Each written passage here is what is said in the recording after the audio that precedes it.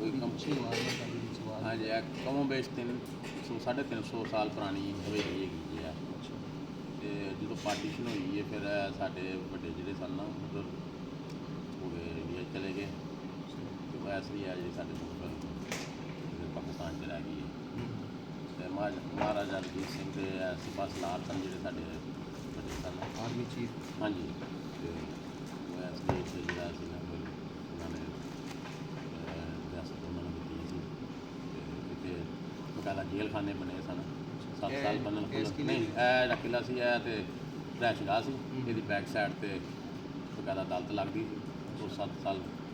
बन खोल सकते सन जो साढ़े बड़े सन एरिया थोड़े को सारा एरिया हम साढ़े को क्योंकि असी छोटी दूर मेरे दादा जी ने सलाम कबूल किया तो 5 साल बाद पाकिस्तान बन गया। तो जो साढ़े रिलेटिव जिन्हें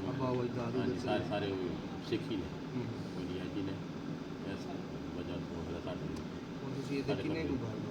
असी 2 भाई है हाँ जी अभी दोवें भाई इतने हैं। एक मुलाजमत करते हैं गुलाम बाग तो मैं जमींदारा वगैरह साड़ी कोई साड़ी रिपेयर भी कर सकते हो गिरा भी सकते हो जगह कि पाबंदी नहीं गिरा सकते हैं जो साड़ी मलकीयत हैगी है लेकिन गूंज गिर गई है रात बन गए ने बहुत खूबसूरत बनया होया सी मैं देखा ना बहुत अच्छी कंडीशन देखा बनाओगे बस चलेगा बस इस तरह असी हम अपनी जरूरत लिए तुम देखा ना जिस तरह असी तैयार कर रहे हैं अपने नाल उधर साडा रैश है गवर्नमेंट का कोई लिंक नहीं मतलब उन्होंने गवर्नमेंट जी गवर्नमेंट इस तरह है कि बॉर्डर है जोड़ा भनाना गाँव है ना इतों तुम बाहर निकलोगे ना 1 किलोमीटर भी नहीं अद्धा किलोमीटर भी नहीं होना तो वो फिर बॉर्डर से तुम दसिया नहीं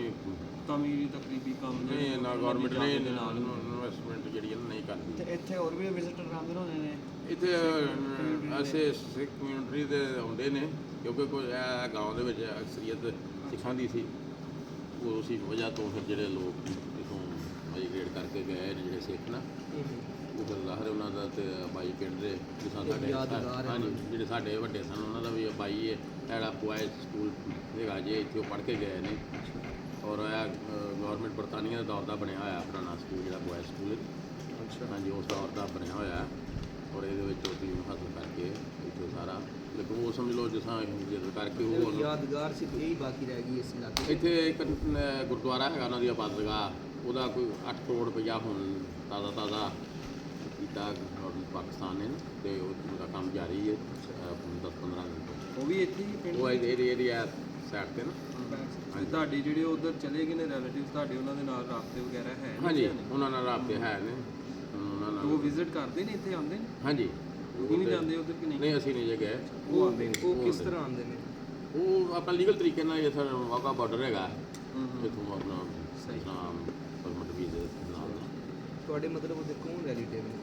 मेरे यहाँ मेरे चाचे ताए हाँ जी ਉਹ ਵੀ ਮੁਸਲਮਾਨ ਹੋਣੇ ਕਿ नहीं वो सिख ही ने ਉਹ ਅੰਮ੍ਰਿਤਸਰ ਰਹਿ ਰਹੇ ਨੇ नहीं वो मुख्तलिफ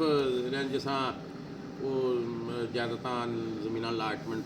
हुई सन ਤੁਹਾਡੇ ਵਾਲਿਦ ਸਾਹਿਬ ਨੇ ਇਸਲਾਮ ਕਬੂਲ ਕੀਤਾ नहीं मेरे दादा जी मेरे दादा जी दादा जी मेरे दादा जी दियाँ 2 शादियाँ की सन एक जो मेरे वालिद साहब सन एक जो 4 बेटे 2 बेटियाँ सन उदों मेजोर जवान सन शादीशुदा सन फिर उन्होंने यह चीज़ एक्सैप्ट नहीं की उन्होंने इस्लाम कबूल किया। यह पढ़े लिखे सन जिप्टी ट्रैक्टर सन जो दादा जी सन उन्होंने भाई जो सौ दंत करते सन 2 भाई सन वो फिर ਦੇ ਹੱਥ ਇਸਲਾਮ ਕਬੂਲ ਕੀਤਾ ਜੀ ਕੋਈ ਆਇਆ ਨਹੀਂ उन्होंने बस यही मशहूर जाके उसे इस्लाम बहुत शुक्रिया।